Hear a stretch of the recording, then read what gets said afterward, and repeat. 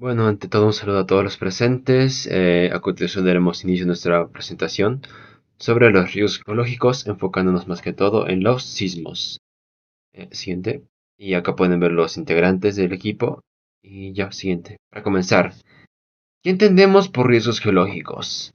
Y bien, según por sus siglas EGC o Estudios Geotécnicos en Barcelona, define a los riesgos geológicos como la probabilidad de un fenómeno geológico, ya sea sismos, volcanes, o incluso deslizamientos, y es que estos lleguen a causar algún tipo de daño a personas, infraestructuras o a los ecosistemas. Este mismo explica algunos componentes del riesgo, como el peligro, que se refiere a la probabilidad de que ocurra un evento de alto riesgo, la exposición, que indica cuántas personas, infraestructuras o bienes están ubicados en zonas donde podría ocurrir ese evento, y por último la vulnerabilidad, que es el grado de fragilidad que tienen esas personas o estructuras ante el evento. Y esto mismo nos lleva a nuestro punto central, que es los sismos, siendo de los riesgos geológicos más destructivos y con gran potencial de causar muerte, daños a estructuras e incluso a los ambientes, ¿no? Y para darles una idea mejor y sumergirnos de tono a este tema, a continuación yo les voy a mencionar unos ejemplos rápidos. El siguiente. Bien, un artículo periodístico realizado por Yasmin Ángulo nos menciona que según los datos recogidos por el Instituto de Geofísica del Perú, o por sus siglas IGP, nos relata que hasta el 7 de mayo durante este presente año se registraron 314 sismos, y que las magnitudes varían entre 3.5 y 5.4. Estos mismos datos fueron recopilados por el Censis, quien opera 75 estaciones sísmicas en todo el país y envía estos datos por vía satélite. Pero a lo que quiero llegar es la gran cantidad de avistamientos y cómo a pesar de ello las personas se subestiman o lo dejan en segundo plano. Remontándonos no hace muy pocas semanas tenemos el nombrado de forma burlesca como el sismo por el Día del Padre. Según un artículo periodístico realizado por Berrios, nos relata cómo el domingo 15 de junio, dentro de Lima y Callao se registró un sismo de magnitud 6.1 que sacudió a la ciudad a las 10:36 de la mañana. Y efectivamente, al ser un número más alto de lo normalmente registrado por el IGP, hubo bastante conmoción y caos, más al caer retóricamente en el Día del Padre, donde no se espera más que mera celebración o holgorio. Y pues gracias a ello justamente se debe la repercusión impacto mayor que tuvo de esta noticia. Asimismo, Hernán Tavera, presidente ejecutivo del IGP, recordó que el Perú es un país altamente sísmico y que estos eventos son recurrentes todo el tiempo. Verificando el dato anteriormente remarcado, todo esto nos deja con una nota mental de la importancia de estar preparados en todo momento, y de ahí radica el objetivo de nuestra exposición, ya que como señaló el mismo presidente ejecutivo del Instituto Geofísico del Perú, cuando uno analiza un mapa de sismicidad del Perú, se da cuenta de que los sismos ocurren en todo el territorio nacional, demostrando cómo este riesgo geológico involucra pues toda nuestra nación, y de ahí la importancia de conocer más al respecto. Y justo es dentro de esta presentación que yo y mi equipo presente abordaremos a más profundidad tanto los fundamentos como las consecuencias y métodos de prevención para comprender este tema al 100%. Ya les paso la voz a mi compañero. Gracias. Los fundamentos científicos de los sismos. Los sismos tienen distintos tipos de ondas, así como también distintos tipos de escalas de medición. Los tipos de ondas se dividen en dos: ondas superficiales y ondas corpóreas. Las ondas LOF o L, estas pasan por encima o debajo de la Tierra. Son constantes. Mientras que las ondas Rayleigh o R son ondas que al chocar con una montaña retroceden y toman impulso para poder pasar. Estas se pueden dividir también como ondas elípticas o ondas petrógradas. También existen las ondas corpóreas. Estas se dividen en dos: longitudinales primarias o P y transversales secundarias S. Las P son muy veloces, pero se transportan mejor por los líquidos, por su consiguiente se presentan dificultades a la hora de transportarse por tierra. Y las ondas S son mucho menos veloces, pero su ventaja es que pueden transportarse mejor por los sólidos, o sea por la superficie. Los sismos presentan distintos tipos de medición, como puede ser Mercalli y Richter. Mercalli es una escala de medición que mide la intensidad del sismo y los daños producidos por el mismo, usando como el epicentro como su punto de referencia en el que estos se crean. Y la escala de Richter mide la magnitud del sismo y la cantidad de energía liberada, utilizando el hipocentro como el nivel de referencia del inicio del sismo. Las zonas sísmicas más propensas son el Cinturón de Fuego del Pacífico, que tiene una alta actividad e incluye costas oestes de América. Y en Perú, debido a la subducción de la placa de Nazca, la costa peruana presenta niveles altos de sismicidad. Y es que en el mapa las zonas rojas y naranjas son las que mayor aceleración sísmica tienen según las estaciones. Vamos a continuar hablando el día de hoy sobre lo que es las consecuencias del sismo como riesgo geológico. Este es uno de los puntos más importantes de este tema sobre los sismos porque en este punto vemos lo que pasa, o mejor dicho, claro, lo que pasa y lo que provoca estos riesgos geológicos, este riesgo geológico, mejor dicho, este sismo, qué es lo que provoca y las consecuencias, ¿no? Por eso el título. Bueno. Para este punto yo he recopilado 5 partes importantes que son las más comúnmente que se pueden encontrar en un sismo, aunque existen otras, pero esas no, o sea, son muy pocas veces se dan en los sismos, o al menos en nuestro país, no es mucho, así que vamos a poner, estas son las 5 que yo he recopilado. Bueno, como primera instancia podemos encontrar lo que es el colapso de las estructuras, la deformación del terreno, los daños en servicios básicos y públicos, y los desplazamientos de personas, y por último, la que es las bajas humanas o pérdidas humanas. Bueno, como podemos ver en pantalla, o lo estamos presentando de acuerdo a las diapositivas, dice que los sismos pueden causar un colapso de estructuras y deformación del terreno como grietas y deslizantes. Estas provocan muertes, heridos, desplazamientos en la población, como se dice, pánico, y especialmente en las zonas vulnerables, o mejor dicho, en las zonas donde casi las zonas periféricas o las zonas donde no hay mucho control, que digamos, como en la ciudad, ¿no? Y de ahí podríamos tener como última instancia lo que es las estructuras, daños en las estructuras, como en los servicios, el agua, la luz y las comunicaciones. Bueno, como le voy explicando cada uno de estos que he recopilado y como podemos ver en la parte inferior de la diapositiva, mencioné una noticia destacada que fue el sismo de Lima y Callao, ahora el 15 de junio pasado, hace 2 domingos atrás, específicamente en el Día del Padre. Bueno, este sismo ha sido una magnitud de 6.1 hasta 6.5, es de lo que se le ha ido, ¿cómo se dice? Se le ha ido categorizando, mejor dicho, se le ha detectado esa magnitud. Las consecuencias han sido entre 3 personas fallecidas y varios heridos, y también como lo que es las grietas y de caídas de objetos y daños en servicios como la luz y transportes. Entre las personas fallecidas, actualmente las otras dos no se les ha encontrado, pero la persona fallecida sí así en la Costa Verde. Y la última, y bueno, los heridos han sido de las zonas periféricas y en el mismo epicentro.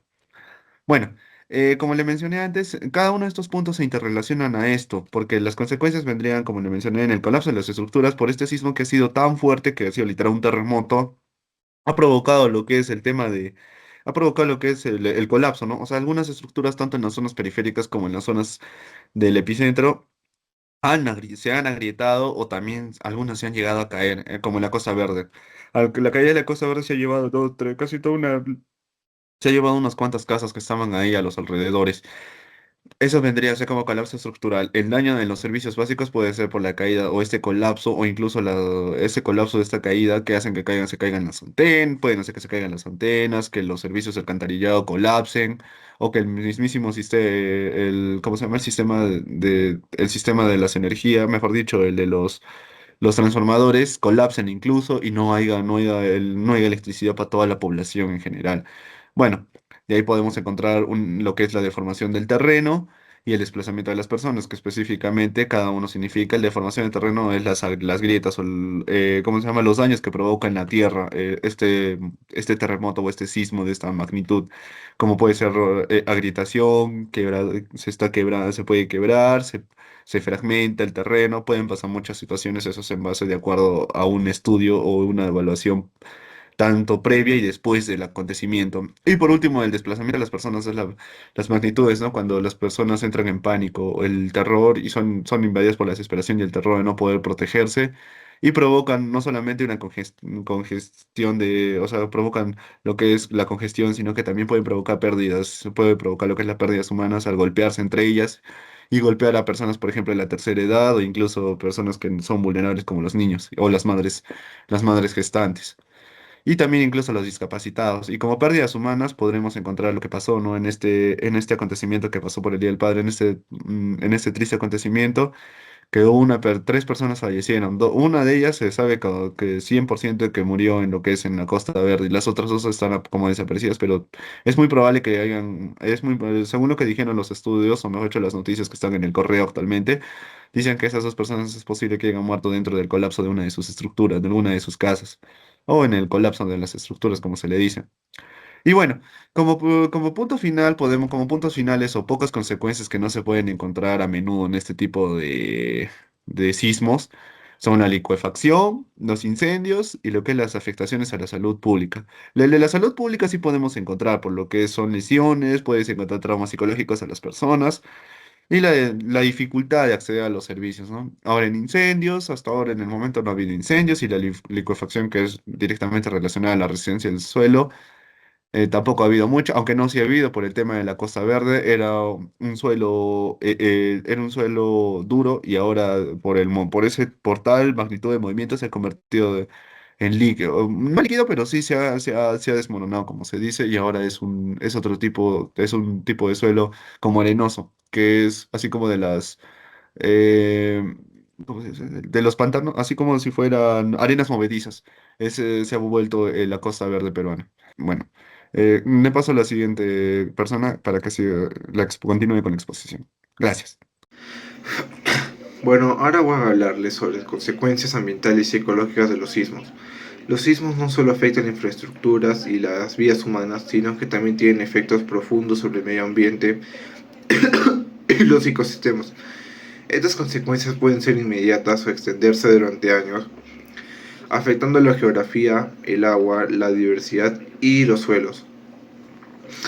Entre una de las consecuencias tenemos la alteración del paisaje, que puede provocar fracturas en el terreno, hundimientos y elevaciones. También lo que son los deslizamientos inducidos, como los aludes, avalanchas, derrumbes, o cambios permanentes en la forma de las montañas, valles o las llanuras.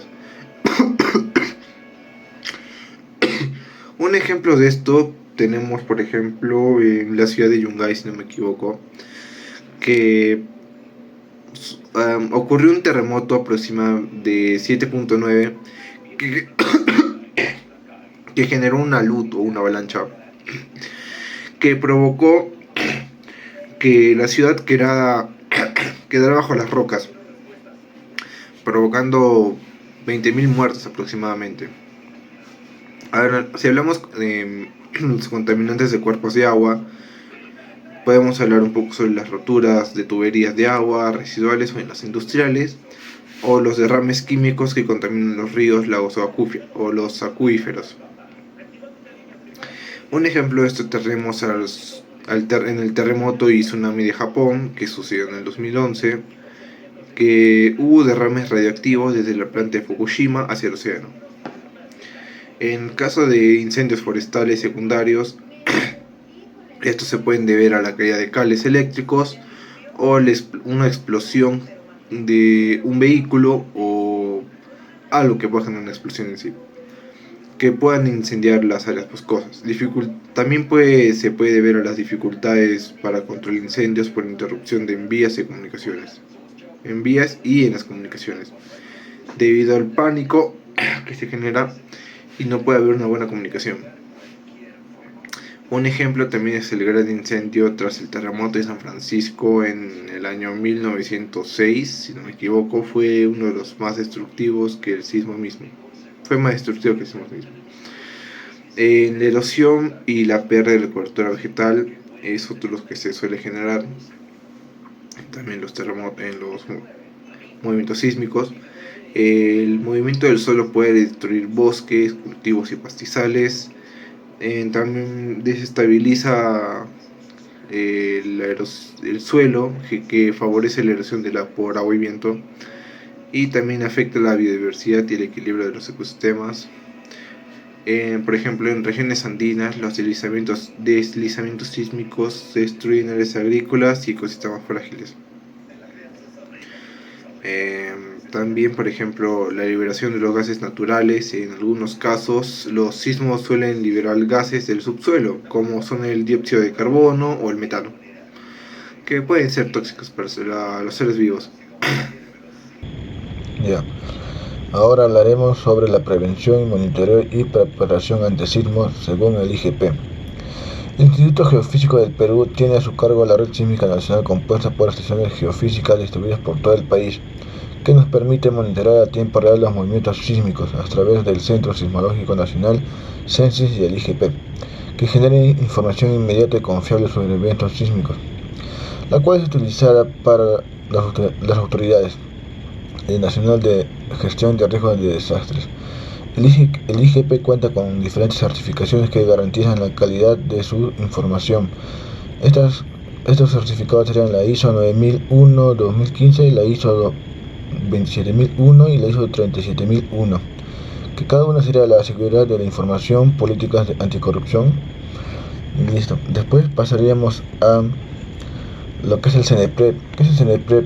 Es el Centro Nacional de Estimación y Prevención y Reducción de Riesgos de Desastres, que nos brinda asistencia técnica para formular planes como es el del IGP, imparte capacitación al personal sobre gestión de riesgos, tanto en su dimensión prospectiva, prevención a futura, como correctiva reducción de riesgo existente.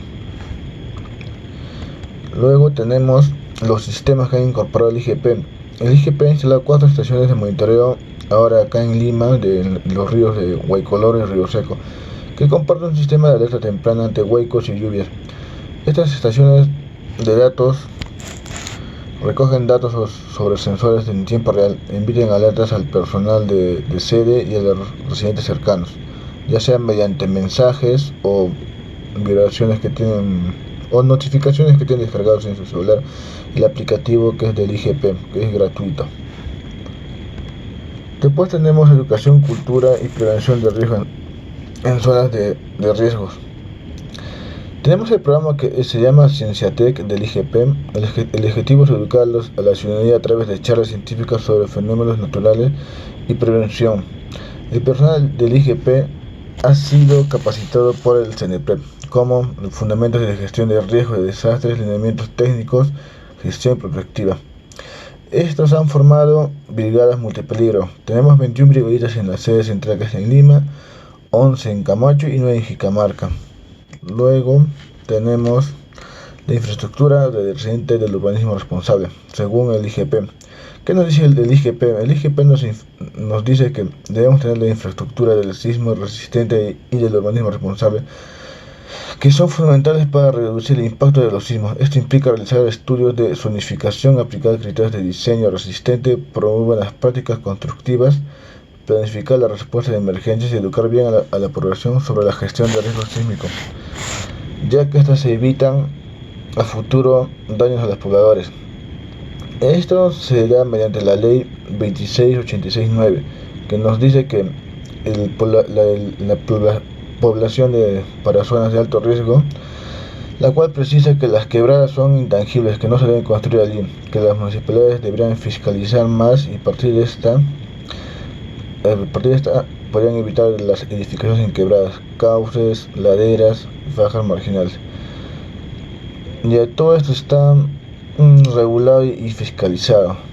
Con esto debemos prevenir daños a futuro a diferentes poblaciones, los que viven en laderas, todo eso. Listo. Bueno, como conclusiones, tenemos que los sismos son fenómenos naturales inevitables que se producen por el movimiento de las placas tectónicas, las cuales estas son partes de los riesgos geológicos más importantes que enfrentamos, especialmente en el Perú, ya que nos encontramos en una zona altamente sísmica como lo es el cinturón de fuego del Pacífico. Sobre las consecuencias, aunque no podemos evitar que ocurran, las consecuencias de un sismo pueden ser muy graves, enfrentando pérdidas humanas, daños en la infraestructura, impactos ambientales. Bueno, lo más importante es que la magnitud de estos daños depende en gran parte de cuán preparados estemos. Sobre el papel de la ciencia, gracias a los avances científicos y tecnológicos, hoy en día contamos con sistemas de monitoreo y alerta temprana que permiten anticiparnos al impacto de los sismos.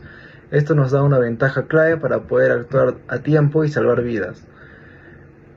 Sobre la prevención y la preparación, desde la educación y la cultura de prevención hasta el diseño de infraestructura de sismos resistente, todos estos factores contribuyen a reducir los riesgos y fortalecer nuestra resiliencia como sociedad. Pasando a la siguiente diapositiva, al llamado de acción, debemos de informarnos, ¿no? Como ciudadanos debemos informarnos, conocer los riesgos sísmicos de nuestra zona y aprender qué hacer antes, durante y después del sismo, el cual es esencial para salvar vidas, incluida la nuestra, ¿verdad? Participar activamente, bueno, también es fundamental participar activamente, ¿no? Que esto significa asistir a simulacros, talleres y actividades organizadas por instituciones, como en este caso podemos mencionar el IGP y el CNPRED, las cuales estas iniciativas nos enseñan cómo actuar correctamente y ayudar a crear una cultura de prevención colectiva. Exigir planificación, ¿no? Debemos exigir que nuestras ciudades estén preparadas. Esto incluye tener edificaciones seguras, planes de emergencia actualizados y una correcta planificación urbana que tenga en cuenta los riesgos sísmicos.